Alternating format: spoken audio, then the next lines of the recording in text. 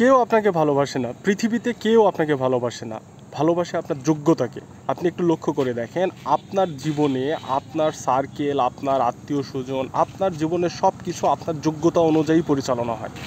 আপনাকে ওইখানেই ডাকা হয়, ওইখানেই ইনভাইট করা হয় যেখানে আপনি যাওয়ার যোগ্য।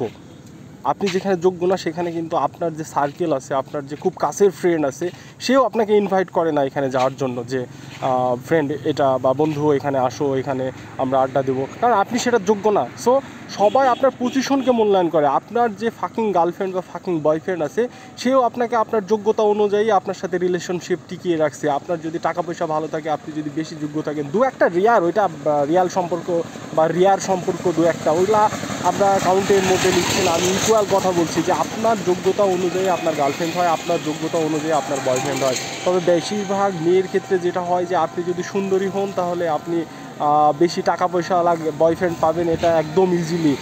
আর যদি একটা ছেলের চেহারা খারাপ হয়, সেই ক্ষেত্রে যদি অনেক টাকা না থাকে তাহলে তার একটা সুন্দরী গার্লফ্রেন্ড জোটানো অনেক প্রবলেম, এটা আমরা জানি। সো যোগ্য ছাড়া বা যোগ্যতা ছাড়া বা স্বার্থ ছাড়া কেউ আপনার সাথে নাই। যে যেভাবে আপনার সাথে আসে না কেন, কোনো না কোনো অ্যাঙ্গেল থেকে সে আপনার সাথে তার স্বার্থটা লাভের উদ্দেশ্যেই আছে এবং তার স্বার্থের উদ্দেশ্যেই আছে। আপনি বয়ফ্রেন্ড হলে আপনার গার্লফ্রেন্ডের যে চাহিদা সেটা সে আপনার থেকে পূরণ করে নিচ্ছে। আপনি বয়ফ্রেন্ড, আপনি আপনার গার্লফ্রেন্ডের থেকে যেটা চাহিদা, আপনার চাহিদা আপনি পূরণ করছেন, তার চাহিদা সে পূরণ করছে। সবাই স্বার্থের জন্যই আছে। ওকে, আপনি যে টাকা খরচ করছেন বলে যে আপনার স্বার্থ নাই এটা না। আপনি টাকা খরচ করছেন, আপনার মেন্টালিটি অন্যদিকে, আপনার অন্য কিছু হাসিলের উদ্দেশ্য আছে, এর জন্য আপনি টাকা খরচ করছেন। সো স্বার্থ ছাড়া কেউ আপনার সাথে নেই।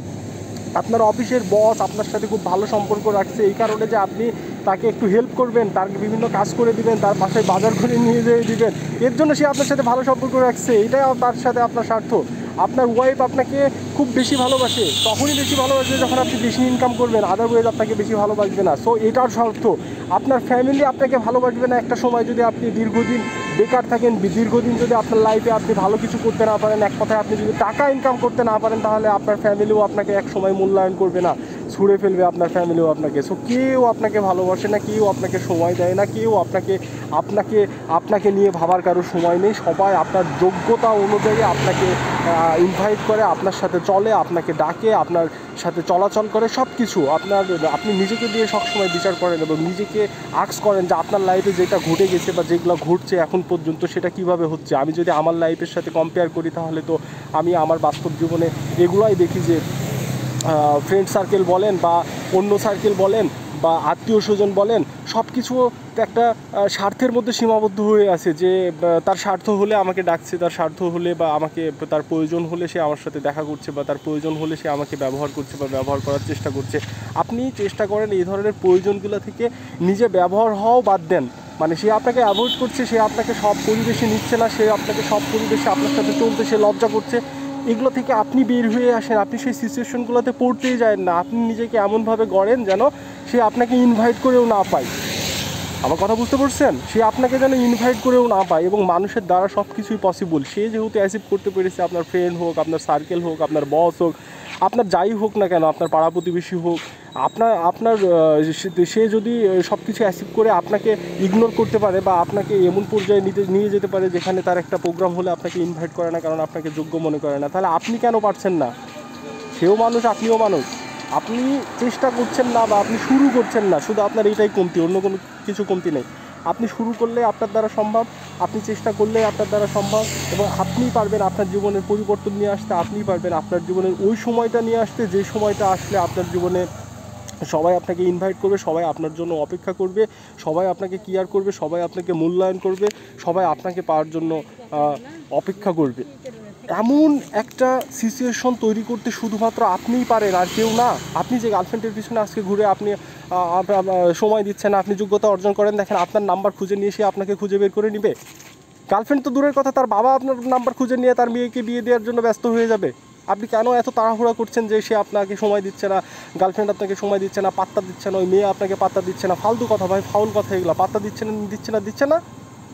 একটা মেয়ের জন্য আপনার জীবন পড়ে আছে নাকি? একটা মেয়ের জন্য আপনার ক্যারিয়ার পড়ে আছে নাকি? আপনি নিজেকে গোছান, নিজেকে নিয়ে ভাবেন, নিজেকে তৈরি করেন, নিজের সাথে কথা বলেন। ফাকিং গার্লফ্রেন্ডের সাথে কথা না বলে নিজের সাথে কথা বলেন। ফাকিং সার্কেলের সাথে কথা না বলে নিজের সাথে কথা বলেন। ফাকিং সময় নষ্ট না করে নিজের স্কিল বিল্ডের জন্য সময় নষ্ট করেন, কাজে লাগবে। আপনি আজ শুরু করেন, 1 বছর পরে আপনার পরিবর্তন দেখতে পাবেন। আপনি 6 মাস পরে আপনার পরিবর্তন দেখতে পাবেন। পরিবর্তন মিনস অলওয়েজ এক গাড়ি টাকা চলে আসবে আপনার কাছে, এটা না। আপনার সেলফ কনফিডেন্সও যদি বাড়ে, আপনি কিছু চেষ্টা করে যে আপনি যেটা করেছেন সেটা একটা ভালো, এবং আপনি সেটা নিয়ে ভালো কিছু করতে পারবেন ভবিষ্যতে। এখন ভালো না হলেও ভবিষ্যতে ভালো কিছু হতে যাচ্ছে, এটাও সফলতা, এটাও অর্জন। আপনার কনফিডেন্স লেভেল বাড়বে এবং এখান থেকে আপনি অনেক কিছু অ্যাচিভ করতে পারবেন। হুদায় আপনি আপনার সময়টা কেন আপনার গার্লফ্রেন্ডকে দিচ্ছেন বা আপনার বয়ফ্রেন্ডকে দিচ্ছেন? দিয়েন না। বা পরকীয়া, এখন তো নতুন ট্রেন্ডিং একটা শুরু হয়ে গেছে যে ভাবির সাথে পরকীয়া করতে হবে বা আন্টির সাথে পরকীয়া করতে হবে। কিছু কিছু পোলাপান তো এরকম আছে যে তারা গাড়ি আসছে, এর জন্য কথা বলা যাচ্ছে না। আর আমি কথা সবসময় রাস্তার মধ্যে বলারই বেশি চেষ্টা করি, রাস্তার আশেপাশে এগুলোতেই, কারণ আপনারা যেন শুনে শান্তি পান। কারণ একটা জায়গাতে জাস্ট দাঁড়িয়ে কথা বললে কথাটা শুনতে অতটা হয়তো বা ভালো লাগবে না আপনাদের, বা মাইন্ড ভালো থাকবে না।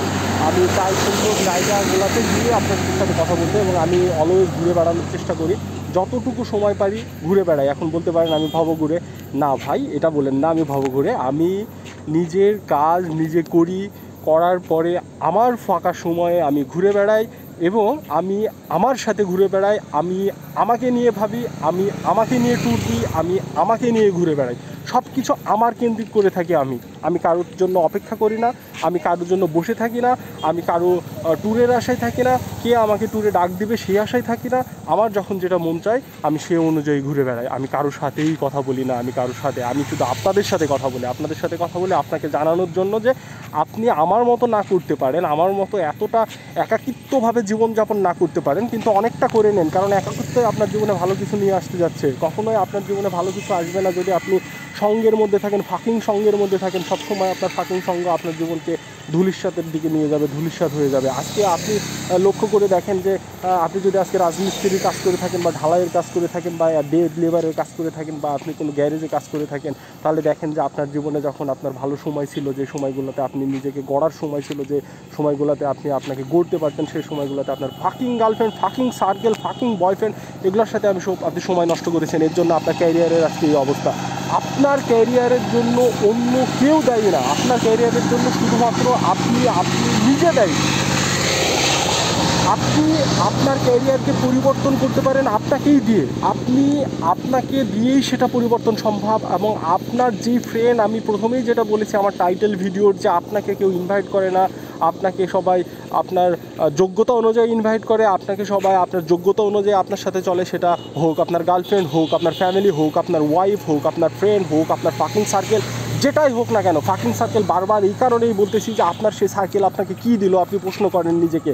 ওই সার্কেলে 5 ঘন্টা সময় না দিয়ে কোনো একটা কাজে 5 ঘন্টা সময় দেন। যদি কিছু না পারেন তাহলে আপনি যেটা পারেন সেটার পিছনে সময় দেন। আপনি যদি চা বানাইতে পারেন তাহলে চা বানাইনের পিছনে 5 ঘন্টা সময় দেন। আপনি যদি মোটরসাইকেল মেকানিক করতে পারেন সেটার পিছনে 5 ঘন্টা সময় দেন। আপনি যদি একটা ছোটো বিজনেস কোনো প্রোডাক্ট নিয়ে করতে পারেন, সব থেকে গুড আইডিয়া, যে কোনো একটা ছোটো প্রোডাক্ট নিয়ে বিজনেস শুরু করে দেয়, সেটা যদি করতে পারেন সেটা শুরু করে দেন। আপনি যদি অনলাইন রিসোর্সের মাধ্যমে কিছু করতে চান, অনলাইনে আপনি কোনো একটা স্কিল বিল্ড আপ করেন, ভালো কিছু করার চেষ্টা করেন। ফাকিং ম্যান ভাই, ভালো কিছু করার চেষ্টা করেন। আপনার গার্লফ্রেন্ড ফিরে আসবে, আপনার গার্লফ্রেন্ডের বাপ ফিরে আসবে, আপনার গার্লফ্রেন্ডের মা ফিরে আসবে, আপনার গার্লফ্রেন্ডের খালা ফিরে আসবে, সারা বংশ ফিরে আসবে শুধু আপনাকে তাদের জামাই হিসেবে পাওয়ার জন্য। আপনার সকল ফ্রেন্ড ফিরে আসবে আপনাকে তার একটা ইনভাইটে আপনাকে কাছে রাখার জন্য, বা আপনাকে তার যে ইনভাইট যে উদ্দেশ্য করবে সেখানে আপনাকে যেন পায়। আপনি না গেলে সেখানে অপূর্ণতা থেকে যাবে। সো কখন হবে? যখন আপনি আপনার যোগ্যতা অর্জন করতে পারবেন। সেই আত্মীয় স্বজন আপনাকে সবার আগে ইনভাইট করতে আসবে যখন আপনি আপনার সেই যোগ্যতা অর্জন করতে পারবেন। সো ফাকিং টাইম নষ্টগুলো না করে নিজের, যেহেতু আপনাকে নিয়ে কেউ ভাবে না, বা আপনাকে নিয়ে কারো কোনো কিছু যায় আসে না, বা আপনার কি হচ্ছে সেটা নিয়ে কারো যায় আসে না, জাস্ট আপনার যোগ্যতা নিয়ে যায় আসে। তো ফোকাস অন সেই যোগ্যতা, খালি ফোকাস করেন যোগ্যতাতে। কে কি বললো, কার সাথে কি হলো, এগুলো কিছুই না। সব কিছু ঠিক হয়ে যাবে যদি আপনি যোগ্যতা হন, সব কিছু ঠিক হয়ে যাবে যদি আপনি যোগ্য হন, সব কিছু ঠিক হয়ে যাবে যদি আপনি মিনিমাম কিছু একটা আর্নিং লাইফে শুরু করতে পারেন, যে আর্নিং থেকে আপনার ফ্যামিলি বা আপনার রিলেশনশিপ বা আপনার যে আশেপাশে চারিপাশে যে আপনার যে আত্মীয় স্বজন আছে তাদের পিছনে যদি আপনি কিছু খরচ করতে পারেন, তাদেরকে যদি আপনি কিছু টাকা দিতে পারেন, তাদেরকে যদি আপনি কিছু গিফট করতে পারেন, সকল সম্মান আবারও ফিরে আসবে। কোনো কিছু শেষ হয়ে যায়নি। আপনি শুধু একটা ডিসিশন নেন এবং আপনি ভালো কিছু করার চেষ্টা করেন, এবং ভালো কিছু আপনারটা আপনাকে দিয়েই সম্ভব, আপনারটা অন্য কেউ করে দিতে পারবে না। Keep going. আজকে এই পর্যন্তই আপনাদের সাথে। কিপ গোয়িং নতুন কোনো ভিডিও নিয়ে আবারও আসছে আপনাদের মাঝে। ভালো থাকবেন। আসসালামু আলাইকুম। Stay connect with keep going. Thank you everyone.